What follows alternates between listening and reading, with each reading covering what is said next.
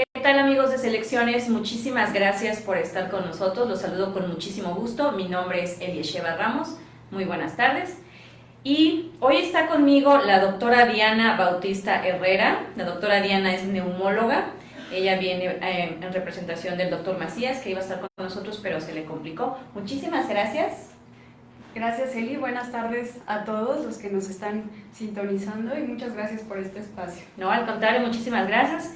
La doctora Diana Bautista es gerente médico-científico de la farmacéutica GlaxoSmithKline México. Y bueno, el tema que hoy nos atañe y que nos tiene por acá es la enfermedad pulmonar obstructiva crónica, de la que yo creo casi todos hemos escuchado hablar, pero no tenemos tantos detalles. La vamos a abordar ampliamente. Y ya saben que todas las dudas que tengan, por favor, en la parte de los comentarios, y más adelante Brisa nos va a apoyar leyéndolas. Y bueno, este video también les recuerdo que queda como a los 20 minutos después de que termina esta emisión, queda en la página para que ustedes lo vean las veces que sea necesario. Diana, pues me gustaría que empezáramos por el principio, ¿no? ¿Qué es el EPOC, más conocida, ¿no?, como EPOC? Y si nos pudieras dar un poquito de cifras y de la incidencia de la enfermedad aquí en México. Muy bien, como comentaba Eli, sí sigue siendo una enfermedad en la cual hay todavía mucho desconocimiento, sí, a pesar de que se ha abordado en muchos foros y en muchos medios. Esta efectivamente es una enfermedad. La EPOC viene del acrónimo Enfermedad Pulmonar Obstructiva Crónica, y esto quiere decir que es una enfermedad que una vez que se establece el daño ya no se quita, no es una enfermedad curable, aunque sí es tratable. Y progresiva, regularmente tiende a hacerse más grave conforme pasa el tiempo, conforme pasan los años. Esta enfermedad, como su nombre lo dice, afecta a los pulmones generalmente de individuos mayores de 40 años, sí, que han tenido exposición a algún factor de riesgo. El principal y más importante es el tabaquismo, por la frecuencia de afección del humo del cigarro. Sí. El otro es el humo de leña. También se ha visto en estudios recientes un papel muy importante de la contaminación. En poblaciones como en la de China, Reino Unido, Alemania, se han hecho muchos estudios al respecto de la contaminación y se ha visto una relación positiva con el desarrollo de la enfermedad. Y pudiera haber algunos otros factores como la exposición a vapores, personas que trabajan en fábricas, claro, o incluso problemas en el desarrollo pulmonar que ocurren en la infancia. Esta enfermedad está constituida principalmente por dos entidades, la bronquitis crónica y el enfisema pulmonar. Son parte de la misma enfermedad. O sea, EPOC engloba las dos. Okay. Muchos tienen la idea que una cosa es el enfisema y otra es el EPOC. Y se trata de la misma enfermedad. EPOC, enfisema y bronquitis crónica son enfermedades que se caracterizan por la obstrucción al flujo de aire. ¿Pero serían previas, Diana, como en estadios menos avanzados o no necesariamente? No, ya al decir que un paciente tiene enfisema pulmonar, ya es un paciente que tiene EPOC. Okay. Un paciente con bronquitis crónica es un paciente que tiene EPOC. Y si pudieras darnos un poquito de cifras de la incidencia, ¿lo padecen más hombres o mujeres en el país? ¿Cuál es la situación? Esta es una enfermedad muy frecuente. De hecho, cifras de la OMS del 2016 comentan que más de 251 millones de personas están afectadas a nivel mundial. En México, el estudio más grande que tenemos de prevalencia en EPOC es el estudio Platino, que fue un estudio que se hizo en 5 países de Latinoamérica.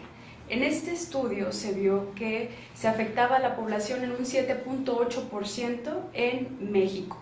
Si nosotros nos imaginamos, esta cantidad de gente sería más o menos, de acuerdo a las últimas estadísticas de la INEGI, la población que vive en la Ciudad de México. Entonces es una cifra muy importante. También la mortalidad de esta enfermedad es muy importante, por lo cual ha cobrado mucha importancia. Estamos hablando que actualmente es la 4ª causa de muerte a nivel mundial y de acuerdo a la Organización Panamericana de la Salud se espera que sea la 3ª causa en tan solo 2 años, es decir, para el 2020. Estamos hablando de que es un problema de salud pública en realidad. Así es, que tiene altos costos, no solamente económicos, sino también impacta de forma importante la calidad de vida de los individuos que esta afecta.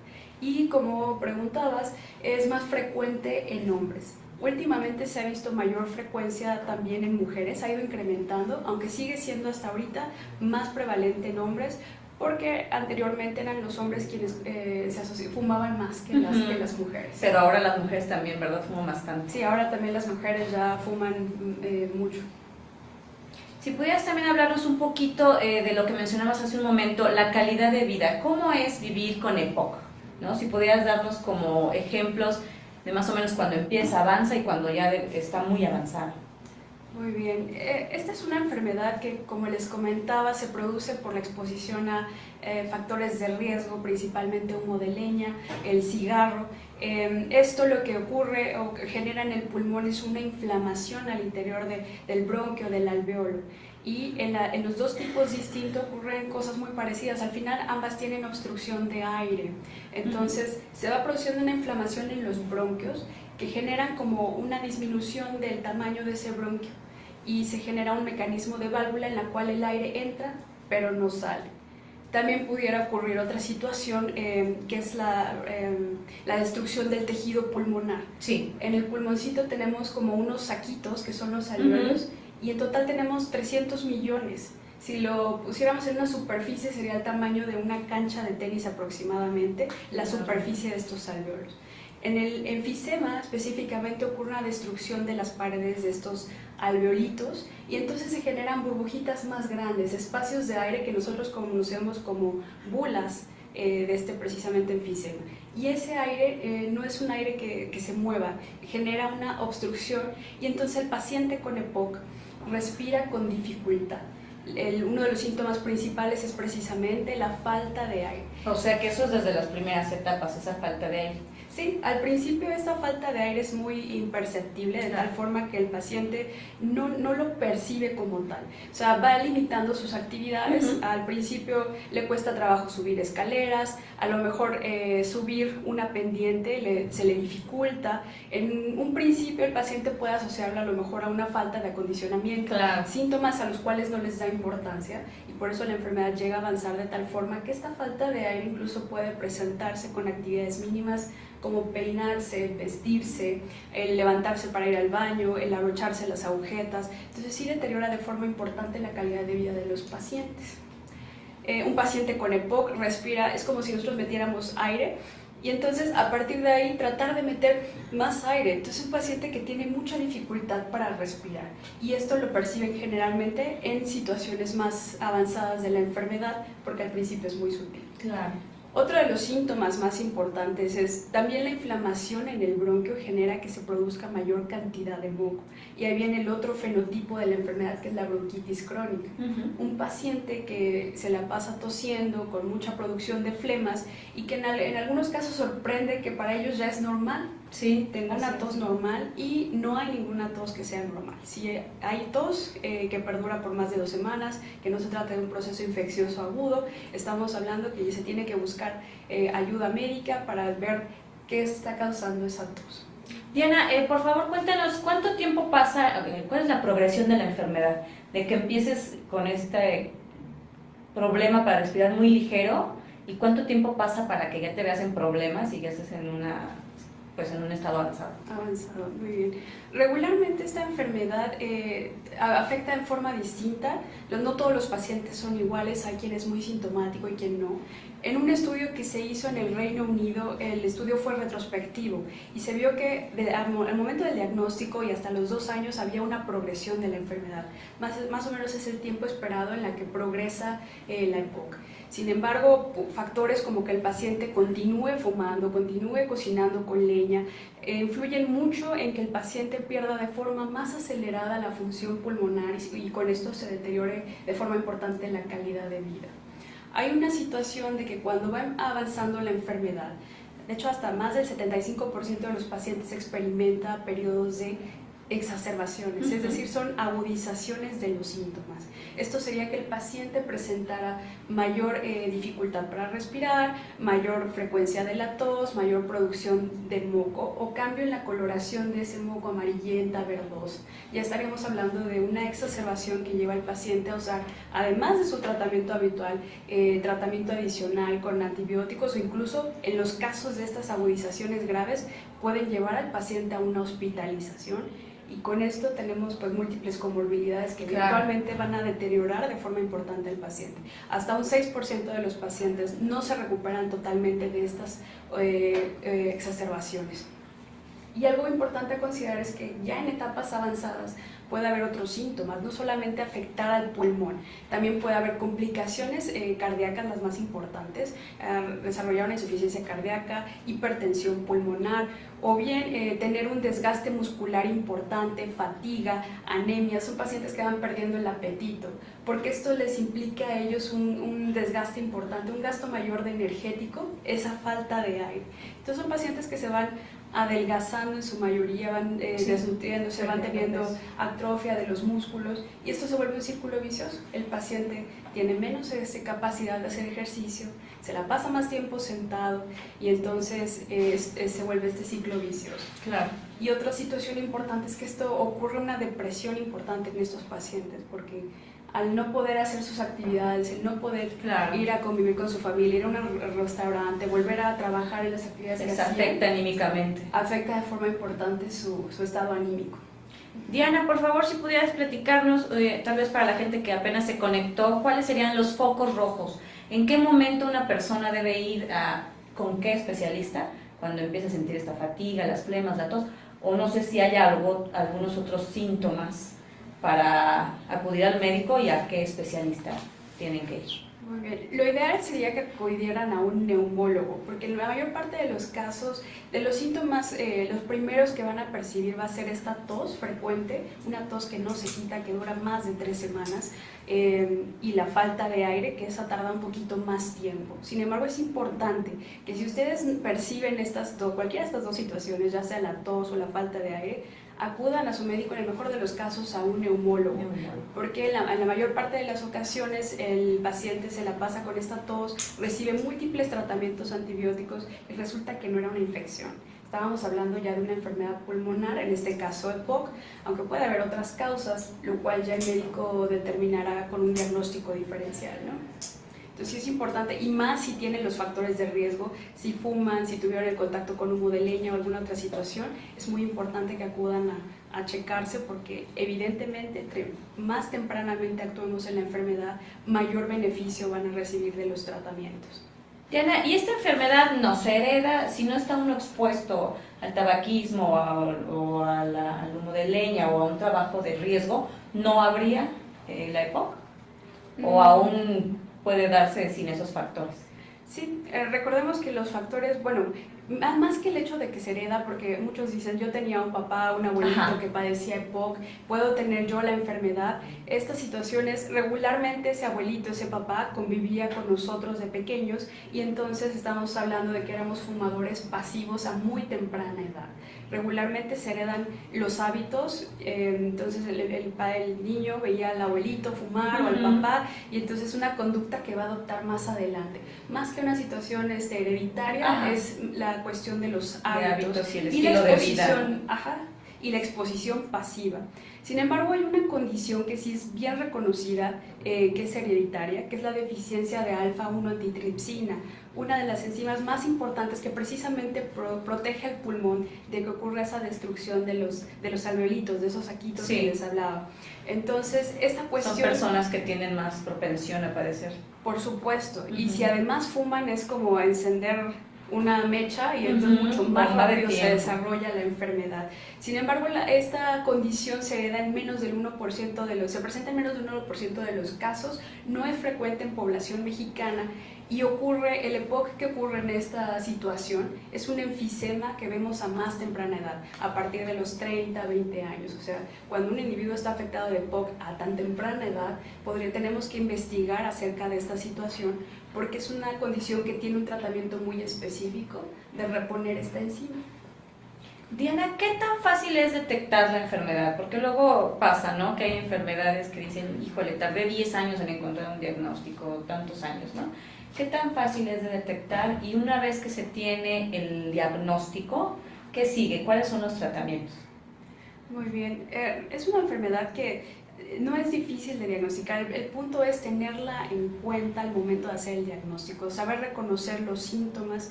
Evidentemente el médico tendrá que hacer un diagnóstico diferencial porque causas de tos crónica y la falta de aire puede haber muchas. Sin embargo, el médico, de los primeros estudios que tiene que solicitar, y de hecho es el estudio con el que se hace el diagnóstico, es una espirometría. Espirometría. Esta prueba es una prueba muy sencilla de realizar. Afortunadamente aquí en la Ciudad de México tenemos muchos lugares donde la realizan. Es una prueba en la cual ponen a soplar al paciente a través de una boquilla y esto se hace con esfuerzo.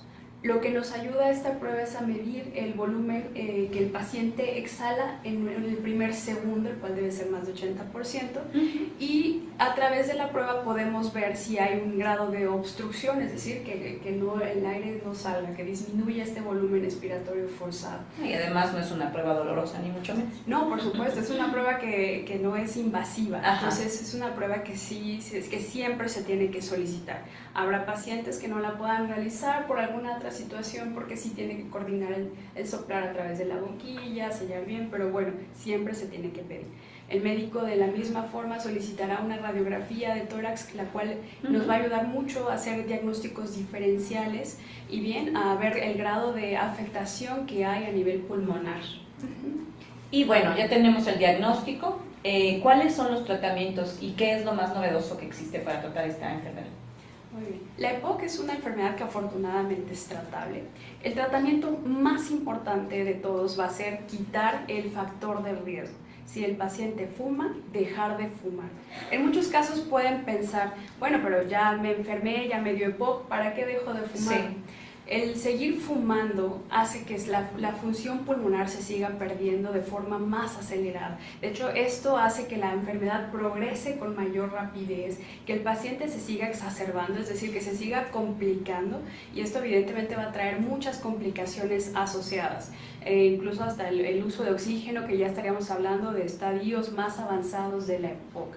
Y bueno, por otro lado también la cocina de leña, que en nuestro país sigue siendo muy frecuente. Estamos hablando de las últimas estadísticas de la INEGI, 16.4 millones de personas seguían cocinando con leña. Esto es más frecuente en provincia, aunque también lo vemos en la Ciudad de México. Así es. Fumadores, más o menos 15.9% son las últimas cifras que tenemos de acuerdo a una encuesta de tabaquismo, y esto sería lo más importante. En otra situación también es importante considerar la alimentación, una adecuada nutrición. Pensaríamos que los pacientes con EPOC no tienen algún problema si no están bajos de peso o por el contrario si están gorditos, porque puede ocurrir las dos situaciones, pero es muy frecuente la presencia de la desnutrición en estos pacientes. Entonces sí se tiene que hacer un esfuerzo porque van perdiendo el apetito, tienen que hacer comidas más pequeñas porque el hecho de comerles se les dificulta el respirar. Entonces a veces prefieren como dejar de comer. Para no sentir esa molestia. Lo que se recomienda es que hagan comidas más espaciadas, como por ejemplo 5 a 6 comidas al día, cantidades pequeñas, incluir una cantidad importante de fibra, porque si el paciente se estreñe eso también le implica un esfuerzo, aumentar el consumo de proteínas y disminuir el consumo de carbohidratos al 40 o 50% de su dieta. La otra situación es el ejercicio. Es muy importante que estos pacientes no dejen de realizar ejercicio porque van teniendo entonces mayor desgaste muscular y eso los va a llevar a estar sentados todo el tiempo. Se atrofia el músculo. Así es. Entonces el paciente tiene que empezar a realizar actividad física. Se recomienda que esto sea gradual. Siempre hay que comentarle al médico para que él determine si existe algún riesgo. Regularmente sí pueden hacer caminata, que sería como lo más fácil de realizar. Idealmente 30 minutos al día, pero si no es posible, pueden empezar con 10 minutos por semana, 2-3 semanas, e ir incrementando la cantidad hasta llegar a estos 30 minutos.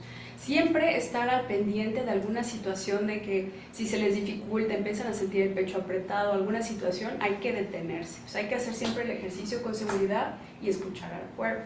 Existen otros ejercicios que nos ponen a trabajar las extremidades, los miembros superiores. Hay ejercicios con ergómetros que son como un círculo que nos permite ejercitar brazos. Ajá. También el levantamiento de peso, como para ejercitar los músculos superiores. Podría ser también bicicleta estática, y existen los ejercicios respiratorios que nos ayudan a trabajar mucho el diafragma. Por ejemplo, el hacer yoga es muy bueno porque trabaja mucho la respiración, tiene en cuenta también la flexibilidad. Entonces tiene un ejercicio que tiene muchos beneficios y que no somete a riesgo a la persona. Les caería muy bien a las personas. Por supuesto. También pueden realizar ejercicios con respiración con labios fruncidos, que les pone un poquito de resistencia esto para sacar el aire. Es como soplar con labios fruncidos. De hecho, esta técnica se utiliza mucho en rehabilitación pulmonar para ayudarle al paciente a sentir menos dificultad para respirar. El respirar, el meter aire, implica un gasto de energía, y el sacarlo es mucho más fácil, lo hacemos de forma pasiva. Entonces, cuando el paciente va a hacer algún tipo de ejercicio, o por ejemplo va a levantar alguna caja, va a subir escaleras, se recomienda que antes de iniciar el esfuerzo inhale en reposo. Sí. Y entonces cuando va a subir las escaleras, que empiece a sacar el aire con labios fruncidos. Luego se detenga y otra vez la misma maniobra. Inhale en reposo y exhale cuando va a hacer la actividad, levantar una caja, subir las escaleras o alguna otra situación. Hablando del tratamiento farmacológico, en EPOC se ha hecho mucha investigación, hay mucha innovación, precisamente porque es una enfermedad con una alta morbimortalidad. Entonces tenemos nuevas moléculas, tenemos nuevos dispositivos, nuevas combinaciones. Regularmente el tratamiento farmacológico de EPOC es a través de dispositivos que el paciente tiene que inhalar a través de boca. Hay precisamente ahora, este año, en el 2018, tuvimos el lanzamiento de un nuevo estudio en la revista New England Journal of Medicine, el estudio IMPACT. Este es el estudio más importante que se ha hecho en tratamiento con EPOC. Ha comparado las 3 principales moléculas. Estamos hablando que en EPOC tenemos broncodilatadores de 2 tipos y medicamentos antiinflamatorios que son los esteroides. Regularmente estos medicamentos se combinan y dependiendo de las características del paciente es que se le asigna un tipo de medicamento. En el estudio IMPACT precisamente lo que se vio es que la combinación de 3 medicamentos, 2 broncodilatadores y un antiinflamatorio, había demostrado ser superior que las terapias duales, combinar 2, precisamente para este tipo de pacientes que se exacerban, que tienen agudizaciones, pacientes con incremento de los síntomas. Y los beneficios que se vieron con esta triple terapia fueron fabulosos, de tal forma que se disminuyeron las exacerbaciones en un 25%, las exacerbaciones graves, las que llevan a hospitalización, en hasta 34% de los casos. Muy alto el porcentaje. Muy alto el porcentaje, o sea, el beneficio es muy importante, muy notorio. Incluso también la función pulmonar y la calidad de vida de los pacientes mejoró respecto a las otras 2 terapias. Entonces, actualmente en EPOC tenemos muchas alternativas de tratamiento, por lo cual sí es importante que el paciente acuda, porque esto les va a ayudar a sentirse mejor, a tener mejor calidad de vida, a regresar a hacer sus actividades, entre otras cosas. ¿Las personas que utilizan ya estos medicamentos es de por vida? Sí, por supuesto. Es un medicamento que se usa de por vida. Algo muy importante es el apego al tratamiento. Podemos tener una excelente molécula, pero sin embargo, si el paciente no usa su medicamento, pues no le va a servir de nada. Es como los hipertensos, que ya es un medicamento de por vida, que a lo mejor dicen, yo ya me siento bien, ¿para qué seguirlo tomando? No, por supuesto hay que seguirlo. Es un medicamento que lo va a usar de por vida. Perfecto. Diana, si nos permites, pasamos a algunas preguntas. Brisa, si nos ayudas, por favor. Claro. Liliana Reyes pregunta cuál es el mejor medicamento para tratar la enfermedad, el que está ahorita en el mercado. Depende mucho de las características del paciente. Tenemos lo que les comentaba, 2 tipos, los broncodilatadores y los antiinflamatorios. Regularmente ya la tendencia al tratamiento es combinar al menos 2. De acuerdo a este estudio, vimos que los pacientes se van a beneficiar de la combinación de 3, es decir, de la triple terapia, sobre todo si son pacientes que se exacerban. Sin embargo, si se trata nada más de un paciente sintomático, quizá que no se ha exacerbado, usaremos la combinación de 2 broncodilatadores. O sea que cada vez es menor que se use un solo fármaco, ¿no? Sí, ya la tendencia es a usar la combinación de 2 o bien 3 medicamentos por el beneficio que se obtiene más importante que usar un solo medicamento. Diana, bueno, generalmente todos los medicamentos pues tienen sus contraindicaciones, ¿no? ¿Son graves las contraindicaciones de estos medicamentos? ¿Cuáles serían? Regularmente no hay una contraindicación porque el beneficio de usarlos es mayor que el riesgo. Evidentemente, como cualquier medicamento, todos, hasta el paracetamol, la aspirina, todos tienen efectos adversos asociados, sin embargo el beneficio es mayor que el riesgo. En el caso de los medicamentos inhalados pudiéramos tener algunas situaciones, por ejemplo los broncodilatadores quizá de sequedad de la boca, sequedad de mucosas, quizá también con el uso de los esteroides inhalados pudiera haber la formación de cándida en boca, pero esta situación la podemos disminuir casi al cero si el paciente después de inhalar su medicamento realiza enjuagues con agua simple en la boca. Entonces con eso es algo muy sencillo de realizar y que sí nos disminuye un evento adverso. Sin embargo, si ocurriera, esta tiene tratamiento, por supuesto. Otra situación quizás sería la presencia de neumonías con los esteroides sobre todo. Sin embargo, las neumonías que se han visto son neumonías leves que no llevan al paciente a hospitalización y que el beneficio que el paciente tiene del medicamento es mucho mayor que el esperar una neumonía, lo cual no es frecuente. Claro. Ok, pues otra pregunta, por favor, Brisa. Claro. ¿Las personas que viven en zonas mineras son propensas a tener EPOC? Lo pregunta Lilia Reyes. Por supuesto, el trabajar en algunas situaciones de riesgo, los empleados de fábricas, los empleados de minas están expuestos a múltiples vapores o humos que pueden inhalar o bien polvos que no solamente les pudiera condicionar el riesgo de EPOC, sino algunas otras situaciones como una neumoconiosis o alguna otra enfermedad pulmonar, fibrosis, etc. Yo creo que en esos casos serios deben de pedir algún tipo de máscara o no sé, ¿no? De hecho, en todos los casos a veces deberían de contar con la protección. A veces adecuada, es inevitable porque alguien tiene que hacer el trabajo, de algo tiene que vivir la familia y en algunos casos esta situación es inevitable de tener este contacto. Pero sí, estos trabajadores deben de tener mucho cuidado de usar protección. Casi estamos hablando de mascarillas contra vapores, a lo mejor un cubrebocas N95, el cual se tendría que estar cambiando con frecuencia. Y a estos pacientes, a estos individuos que tienen este tipo de trabajo, se les tiene que estar evaluando médicamente en forma frecuente, antes de iniciar el trabajo y con cierta periodicidad, con cierta frecuencia. Sí, para ir viendo cómo avanza o no. Para ver que no esté afectado y de forma temprana intervenir, hacer una intervención terapéutica. Perfecto. También Emma Graciela pregunta si hay algún tratamiento natural que pueda ayudar junto con el tratamiento alopático. Algún tratamiento natural. Evidentemente la alimentación, como les comentaba, es básico, es muy importante, es algo que todos tienen acceso, el poder aumentar la cantidad de fibra, las proteínas y disminuir los carbohidratos, y recordándoles hacer comidas más espaciadas, 5 a 6 veces al día, que no sean tan abundantes para que eso no le genere mayor falta de aire al paciente. La otra situación es el ejercicio, la rehabilitación pulmonar, como les comentaba, es muy costo efectiva porque todos podemos tener acceso a esta terapia. O sea, el realizar una caminata, yo creo que todos podemos salir a caminar en algún parque cercano. Algo bien importante es que la contaminación, por ejemplo, además de ser factor para la presencia de la enfermedad, es un factor muy importante para desarrollar exacerbaciones, estas agudizaciones. Entonces, sí es importante, sobre todo nosotros viviendo en la Ciudad de México, con los niveles más altos que tenemos de contaminación, que cuando la calidad de aire que sea mala o muy mala, estas personas, sobre todo las personas que están afectadas por enfermedades respiratorias, eviten hacer actividades físicas al aire libre, porque el estar más cerca de vías transitadas, estamos más expuestos, el contacto es mayor a los contaminantes y entonces puede desencadenar una exacerbación con mayor facilidad. Por eso hay que hacer caso de estas recomendaciones. En la Ciudad de México sacaron una aplicación muy buena que se llama Aire, en la cual nos comenta todos los días cómo se van modificando la calidad del aire, si es buena, si es mala. Incluso ahí viene la recomendación por si se les olvida cuándo no y cuándo deben de salir de casa.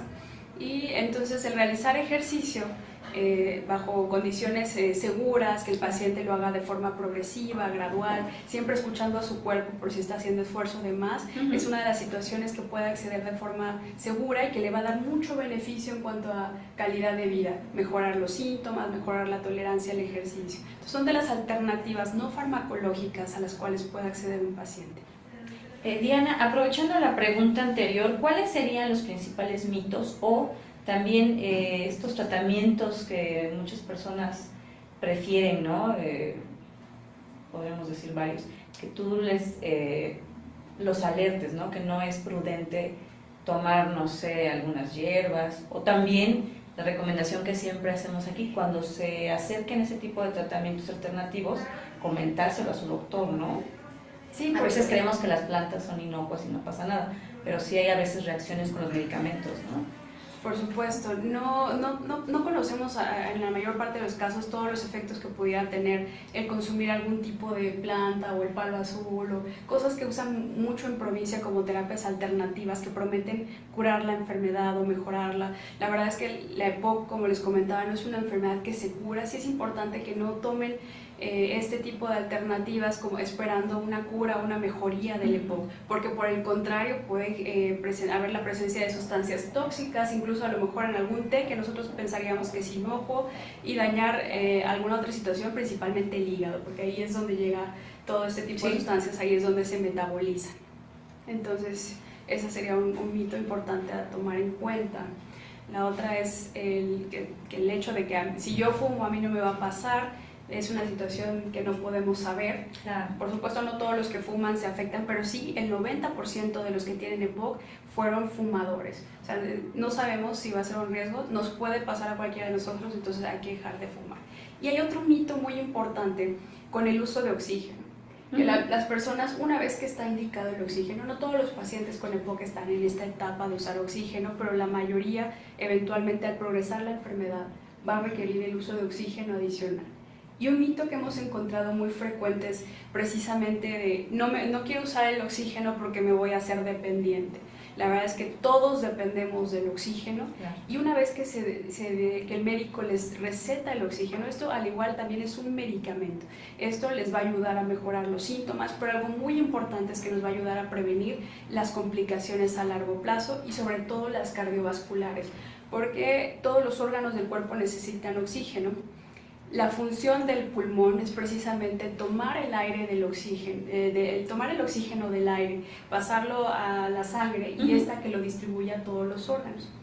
Cuando el pulmón tiene EPOC, el pulmón se vuelve ineficiente para transportar este oxígeno a los órganos del cuerpo. Entonces, dar el tratamiento con oxígeno les ayuda muchísimo a no poner a trabajar a marchas forzadas a todos los órganos del cuerpo, especialmente el corazón. Entonces, una vez que está indicado el oxígeno, hay que usarlo al menos 15 horas al día, que es lo que ha demostrado ser efectivo, porque menos de ese tiempo no es efectivo, y que estas 15 horas incluyan las horas de la noche, es decir, toda la noche con el oxígeno y durante el día completar el resto de horas que hace falta. Sobre todo cuando vayan a hacer algún esfuerzo o cuando vayan a comer o después de comer, como les comentaba, el comer también implica cierto gasto de energía, sí. Entonces es importante que usen también en ese momento el oxígeno.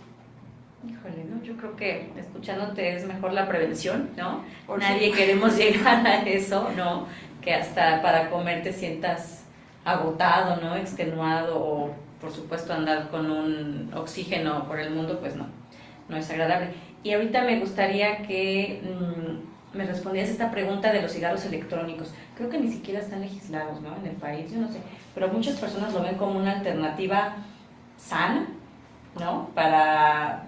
No pueden dejar el cigarro y lo sustituyen. ¿Cuál es tu opinión como neumóloga de estos dispositivos? Muy bien, el cigarro electrónico es un dispositivo que en la mayoría de los casos semeja a un cigarro normal o tienen forma de pluma. Estos consisten en una resistencia y una pila y además contienen un líquido al interior que al calentarse la resistencia se vaporiza. Mucha gente tiene la idea o la falsa idea de que son inocuos, que no causan daño, sin embargo sí causan daño. Probablemente sea menor las sustancias tóxicas que contiene a la del cigarro. Estamos hablando que el cigarro más de 6.000 sustancias tóxicas, entre ellas más de 50 cancerígenos conocidos. Sin embargo, el cigarro electrónico se ha visto que también tiene algunas sustancias que pueden generar cáncer. Tiene además propilenglicol y glicerina que se puede convertir en formaldehído y acetaldehído, que también pudieran ser cancerígenos. Efectivamente, es menor la cantidad de sustancias tóxicas que inhala, sin embargo, sigue habiendo inhalación de sustancias tóxicas. Entonces, el fumador de un cigarro electrónico piensa que no le está haciendo daño, entonces fuma más y no tiene la intención de dejar de fumar pensando que esto no le genera daño, y a la larga podemos ver también pacientes afectados por alguna situación pulmonar por el consumo del cigarro electrónico. Hay muchas posturas respecto al cigarro electrónico como alternativa para dejar de fumar. También tiene nicotina. Sin embargo, ha habido una transición, tal vez. Una transición. De hecho, las posturas que lo defienden, ha habido estudios que lo defienden porque lo consideran que pudiera ser una transición para que el paciente deje de fumar. Sin embargo, hasta el momento la FDA no lo ha autorizado como una terapia para dejar de fumar. Las autorizadas son el bupropión, la vareniclina o los parches sustitutivos de nicotina. Sin embargo, el paciente que fuma cigarro electrónico no se quita el hábito psicológico. Una parte importante de la adicción al cigarro es una, la farmacológica, y la otra, el apego psicológico. Con el cigarro electrónico no estamos tratando la situación del apego psicológico al cigarro, y muchos ya tienen el hábito muy implantado, así de después de comer, después de ir al baño, fumarse el cigarrito, o a veces lo acompañan con el alcohol. Entonces, si no se trata la dependencia psicológica, eventualmente el paciente va a regresar a fumar, cosa que no sucede con el cigarro electrónico por la falsa idea que tienen de que no les causa daño. El paciente que busca esa alternativa no desea dejar de fumar. Parte del éxito más importante para dejar de fumar es el que el paciente tome la decisión. Con eso ya tenemos casi el 50% de la batalla ganada. Existen muchas alternativas, hay que tratar la ansiedad, porque la mayor parte de las veces el fumar se asocia con una conducta que les genera ansiedad. Entonces, el realizar ejercicio, el buscar alguna otra actividad que les genere placer, como, no sé, dibujar, pintar, tejer, alguna otra situación pudiera ayudar a evitar el dejar de fumar. Y algo que recomiendan, por ejemplo, las clínicas de tabaquismo, quizá quiero dejar de fumar, voy a empezar a disminuir el consumo. A lo mejor el primer cigarro que me fumaba era a las 6 de la mañana, en cuanto me levantaba. Así es. Entonces, quizá empezar a espaciar un poquito más. Ahora me lo voy a fumar a las 7 de la mañana. Y a lo mejor me estaba fumando 15 cigarros, bueno, ahora voy a hacer el esfuerzo de esta semana a fumar 10 cigarros al día. Ir de forma gradual como quitando este consumo, y eso les va a ayudar mucho. El buscar ayuda en las clínicas de tabaquismo es algo muy bueno. Actualmente tenemos 2 que son de acceso gratuito aquí en la Ciudad de México, la clínica de tabaquismo del INER y la clínica de tabaquismo del Hospital General. Ambas están abiertas a la población en general. Regularmente les hacen una evaluación clínica, les hacen estudios como la espirometría, la radiografía, y además, bueno, les ofrecen ya sea la terapia farmacológica si lo requieren, o bien siempre se les apoya con la terapia psicológica. Claro, que es vital. Así es. Perfecto. Brisa, pues por favor, con otras preguntas. Claro.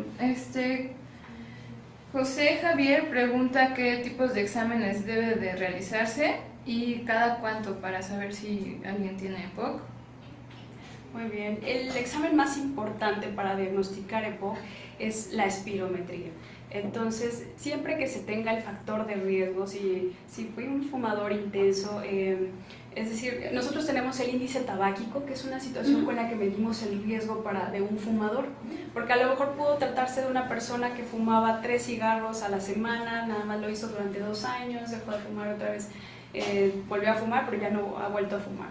Entonces, con esto nosotros tenemos el índice tabáquico, en el cual calculamos el número de cigarros que una persona fuma por los años que ha fumado, entre 20, y con esto tenemos un índice tabáquico. Si este es mayor de 10 paquetes año, tenemos un factor de riesgo para EPOC. En este caso, una persona que fuma y más si empieza a experimentar síntomas como esa falta de aire, que a lo mejor siente que ya al hacer ejercicio como que se empieza a cansar o al subir escaleras o que empieza con una tos y flemas, se debe de realizar una espirometría. También, por supuesto, tendrá que acudir al especialista para que él sea quien haga la valoración, un examen médico, una exploración física para ver si no hay problemas de oxigenación mediante oximetría. Y bien, también se solicitarán otros estudios como la radiografía de tórax, que también es parte importante en la valoración de un paciente con EPOC. Perfecto. La frecuencia, perdón. Si yo soy fumador y no dejo de fumar, pues sí, mínimo una vez al año tendría que realizarme esta evaluación para determinar. Lo ideal es que dejaran de fumar, sin embargo sabemos que eso no ocurre. Claro. Entonces cada año deberían de realizarse esta prueba. Ya una vez que tienen la enfermedad, esto se realiza con más frecuencia, 2 o 3 veces al año. Evidentemente esto lo determinará el especialista que los esté tratando. Muy bien. Pues estamos llegando al final ya. Yo creo que unas 3 preguntas más, Brisa, si nos ayudas, por favor. Ok, están preguntando de un medicamento que si el uso prolongado afecta la vista, es Convivent. Convivent. El Convivent regularmente es un medicamento, son broncodilatadores de acción corta. Estos medicamentos se usan como terapias de rescate adicional al tratamiento habitual, porque el paciente con EPOC tiene que tener un tratamiento establecido, ya sea con la triple terapia o la terapia dual. Ya la monoterapia estaba pasando a ser obsoleta. Sí. Entonces, en algunos casos al paciente se le deja apoyo con este tipo de medicamentos por si experimentan de repente durante el día un poquito de falta de aire, pueden aplicarse la inhalación de estos medicamentos. No se ha visto como tal que o sea, el beneficio es mayor de usarlos. Realmente no es como frecuente que produzcan esto de ceguera o alguna otra situación, y el beneficio de usarlos es mayor. Por lo tanto, sí quiero que les quede muy claro que el usar medicamentos va a ser mucho mejor que no usarlos, porque los beneficios que van a obtener van a ser mayor que los posibles riesgos que pudiera tener cada molécula. Perfecto. ¿Qué tanto afecta, bueno, Jessica Herrera pregunta qué tanto afecta a las personas que no fuman estar junto a un fumador? Si esto es... Fumador pasivo. El fumador pasivo. Están como que a la par, si yo fumo y te echo el humo, ¿estamos a la par para adquirir la enfermedad? Es una pregunta muy interesante. La verdad, yo creo que a muchos que no somos fumadores nos molesta estar cerca de un fumador. Claro. Afortunadamente la legislación del país prohibió que se fumara en lugares públicos cerrados. Desafortunadamente en casa cada quien hace lo que desea, y hemos visto a muchas mujeres que tienen EPOC porque su esposo es el fumador. Entonces es un poco difícil medir esta exposición pasiva, porque también depende mucho de la cantidad de horas, qué tan cerca estoy de esa persona que fuma. Tal vez el tamaño del inmueble, ¿no? Por supuesto, el tamaño, si es un espacio cerrado, todo esto va afectando con mayor frecuencia. Por eso es muy difícil medir la exposición de un fumador pasivo. Porque seguramente tú lo has leído, pues tú eres neumóloga, que mucha gente cita estudios, no sé de cuáles, que el fumador pasivo le va mucho peor, ¿no?, que el que fuma, ¿no? Es un comentario que se dice, ¿no? ¿Qué tan cierto es? No, de hecho de ahí se escudan mucho los fumadores. Mejor voy a fumar porque me hace más daño no fumarlo que fumar el cigarro, y la verdad es que no. También afecta de la misma, bueno, el fumador, por supuesto, es un fumador tanto activo como pasivo. Al final está inhalando, está más cerca de los componentes de la combustión del cigarro, y finalmente también va a ser un fumador pasivo adicional a que es activo. Claro. Y el pasivo también se afecta de forma importante, también puede desarrollar la EPOC secundario a esto. Por eso es muy importante que nos concienticemos, y más si hay niños cerca, porque los estamos afectando en forma temprana. Ay, claro. No, y bueno, embarazadas, ¿qué decir? Por supuesto, también las embarazadas, en la mayor parte de los casos, a lo mejor no son fumadoras, pero sí conviven con mucho fumador, y por supuesto que les va a afectar tanto a ellas como al bebé. Claro. Otras preguntas, Brisa, por favor. Sí. Teresa Fernández pregunta que si le hicieron una operación a corazón abierto, y si esto pudo hacerle propensa a tener EPOC, ya que no fuma ni tiene ni uso horno de leña. bueno, y el que fumaba era su esposo, pero siempre se salió de la casa. Entonces, regularmente no, la cirugía de corazón abierto no fue la situación que le condicionó este riesgo para el POC. Yo creo que sería más la exposición pasiva que tuvo. Claro. Como comentamos, es muy difícil calcular qué tanto les va a afectar. Mucho depende también de la susceptibilidad de cada persona. Porque a lo mejor, pero si yo casi no me expuse, también estamos expuestos. Y a eso le sumamos el fumador pasivo, más la contaminación, o a lo mejor que fue una persona que tuviera infecciones frecuentes en la infancia, donde tuvo problemas en el desarrollo de la vía pulmonar. Entonces todas estas situaciones pudieron irse sumando y a la larga generar el EPOC.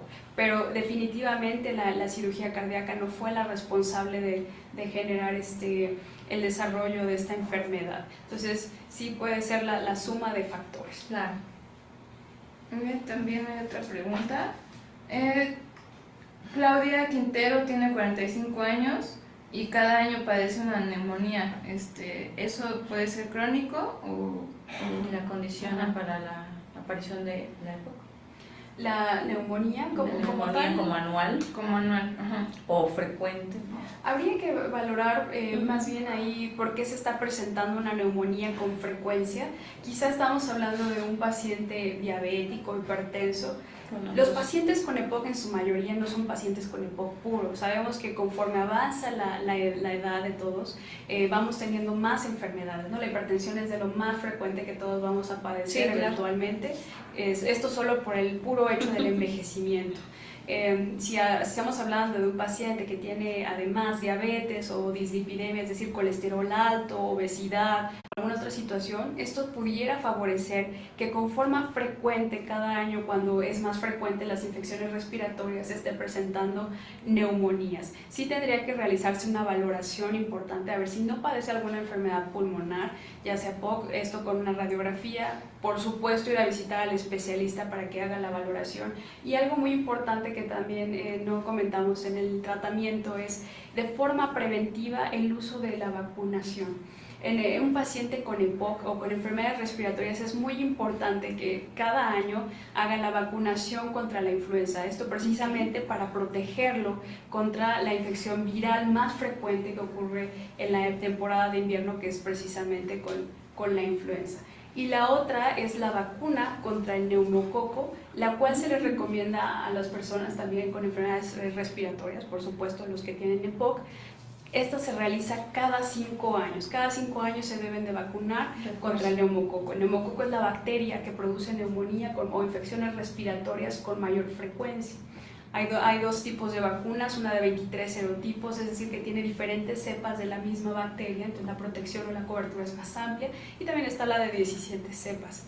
Entonces sí es muy importante que ese es otro mito muy importante, que yo no me voy a vacunar porque me voy a vacunar contra la influenza y me voy a enfermar de neumonía o me va a dar una infección respiratoria, entonces mejor no me vacuno. No es un efecto adverso que se espere de la vacuna. Los efectos adversos que podríamos tener de la vacunación contra la influenza sería a lo mejor un poco de dolor en el sitio de inyección, enrojecimiento y ya, situaciones locales que se duran 24 horas. La situación de las infecciones respiratorias asociadas a la vacunación es un mito y sí es muy importante la protección que les da el vacunarse. Perfecto. Diana, ahorita me acordé, hay gente que con frecuencia, un par de veces al año tal vez, utiliza medicamentos para fortalecer los pulmones. Tú como neumóloga, ¿eso es prudente? Ya sabes, ¿no? Nos pasamos el nombre, sí, ponte esto, ¿no? Y ya te dicen el nombre de la vacuna. Bueno, más bien casi siempre son tomados, o creo que inyectados también, ¿no? ¿Esto sirve?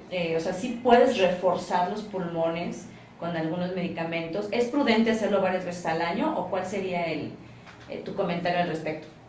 Regularmente de los más frecuentes son lisados bacterianos, es decir, como bacterias atenuadas, que lo usamos mucho también en neumología o los médicos en general, que nos ayuda a estimular el sistema inmunológico. De esta forma es como un refuerzo. La mayoría ya vienen en presentaciones tomadas, lo cual es mucho más fácil de administrar y más que una inyección. Y sí les ayuda a proteger porque estamos estimulando su sistema inmunológico. Existen otros, por ejemplo, las vitaminas, sobre todo vitamina A, C y D, que ayudan mucho a la mucosa respiratoria. Entonces está la combinación de estas vitaminas, en las cuales se puede tomar un curso de tratamiento de 5 semanas, en la cual sí les ayuda porque ayuda en general a las defensas naturales de la mucosa respiratoria. La mucosa es muy importante que esté sana para ayudar a evitar estas infecciones respiratorias, que esté hidratada. También el tomar mucho más líquidos. Regularmente en las temporadas de invierno lo que hacemos es disminuir la ingesta de líquidos porque no nos da sed, y más los adultos mayores. Entonces es bien importante tomar abundantes líquidos. Eso sí nos va a ayudar a mantener una mucosa mucho más sana, que sea más difícil de que haya una agresión y con esto la presencia de una enfermedad. Entonces estas situaciones sí nos pudieran ayudar de forma preventiva a fortalecer nuestro sistema, ¿no? Y por supuesto una buena alimentación, eso sería todo el año prácticamente. Perfecto, pues vamos con una última pregunta ahora sí. La última. A las personas que trabajan, por ejemplo, con aceites que han de ser los carpinteros o herreros, ¿están propensos a tener EPOC? Algunas sustancias, más que vapores, sustancias, también supongo que tendrán incidencia. Sí, por supuesto. En el caso en particular de los carpinteros, están expuestos a veces a un polvo muy fino que se produce del acerrín o del tallar la madera, y esto sí le puede generar, más que EPOC, estaríamos hablando de otras enfermedades como una neumoconiosis o alguna otra situación, pero sí, por supuesto que afecta. También en los herreros que están expuestos a la soldadura, todas estas situaciones en las cuales implica inhalar partículas pueden afectar al pulmón. No principalmente EPOC, pero sí algunas otras situaciones como estas que les comentaba. Perfecto. Bueno, doctora Diana Bautista Herrera, si alguien quisiera contactarte o sitios que tú puedas recomendarle a nuestro público para que se enteren un poquito más de la enfermedad y ahora sí que tengan información seria, ¿no? A la mano, por supuesto. ¿Tuvieras recomendaciones? Sí, tienen que tener mucho cuidado cuando vean esta información de internet. Siempre yo les recomendaría que también lo consulten y lo platiquen con su médico, porque a veces se puede generar miedo al leer, ¿no? Tengo tos y a lo mejor tengo cáncer y ya estamos pensando en otras situaciones y viene después una paranoia. Entonces yo creo que siempre es muy importante que consulten a su médico. Es bueno que se informen, es bueno que lean, pero que esas dudas que se vayan a generar no tomen conclusiones anticipadas y siempre lo consulten con su especialista. Existen páginas serias, por ejemplo, yo les recomendaría la página del INER, en la cual la página del INER, Instituto Nacional de Enfermedades Respiratorias, en la cual proporcionan información para pacientes con más detalle, y estas son páginas confiables. Entonces, pero sí, mi recomendación sería siempre que consulten información, también pregunten todas estas dudas al médico, porque el paciente es mucho de no preguntar por pena, y entonces se quedan con un montón de dudas respecto a la enfermedad. Y luego las googleamos y qué miedo, porque leemos cosas tremendas, ¿no? Por supuesto, viene ahí la paranoia o hipocondría de, sí, me voy a morir, ¿no? En el peor de los casos. Sí. Muy bien, pues muchísimas gracias a la doctora Diana Bautista Herrera, neumóloga. Muchísimas gracias por contestar todas estas dudas. Hay bastantes preguntas. ¿Una más? ¿Tus datos? Nada más para si alguien se puede contactar contigo, en donde tu dirección de correo electrónico. Por supuesto, si tienen alguna situación de duda, les dejo mi correo. Es D de dedo, I de iglesia, B de bueno, A de ángel, U de uvas, Tibau, 26 @gmail.com. Por este medio pueden accesar si tienen alguna duda con toda confianza. Y no sé si podría dejar también algún teléfono, alguna situación. Sí, claro que sí. Es 55 30 44 58 36. De todas maneras, en un momento más, Brisa nos hace favor de poner esos datos en los comentarios para las personas que deseen contactar a la doctora Diana Bautista Herrera, neumóloga y gerente médico científico para la farmacéutica GlaxoSmithKline México. Muchísimas gracias por haber estado aquí y bueno, por haber contestado todas estas dudas. Yo creo que es una enfermedad muy difícil, ¿no?, de llevar una vez que ya se llega, ¿no? Sí, por supuesto, impacta de forma importante. Sí. Nosotros lo vemos con nuestros familiares, se deprimen, no quieren hacer nada, tienen miedo a salir de casa, ya no quieren hacer nada porque sienten esta falta de aire. Yo creo que la situación del ahogo es de las situaciones más horribles que podemos experimentar. Porque bueno, respiramos 24 horas al día, ¿no? No es algo ocasional, ¿no? Y eso genera mucha angustia. Entonces, sí, si empiezan a percibir estos síntomas, acudan inmediatamente. Hay nuevas terapias que son muy buenas, que nos ayudan a tratar todo este tipo de síntomas, a mejorar su calidad de vida y que por supuesto nos van a evitar las complicaciones, ¿no? Una de ellas el uso de oxígeno a largo plazo. Sí. Bueno, pues como siempre hacer hincapié en la prevención. Esta enfermedad no es curable. Entonces, bueno, pues evidentemente la prevención será lo primordial. Si ya está ahí, pues están los tratamientos y a informarse de fuentes confiables. Muchísimas gracias, doctora. Muchísimas gracias a ustedes. Nos vemos dentro de 15 días. Hasta pronto. Gracias. Hasta luego.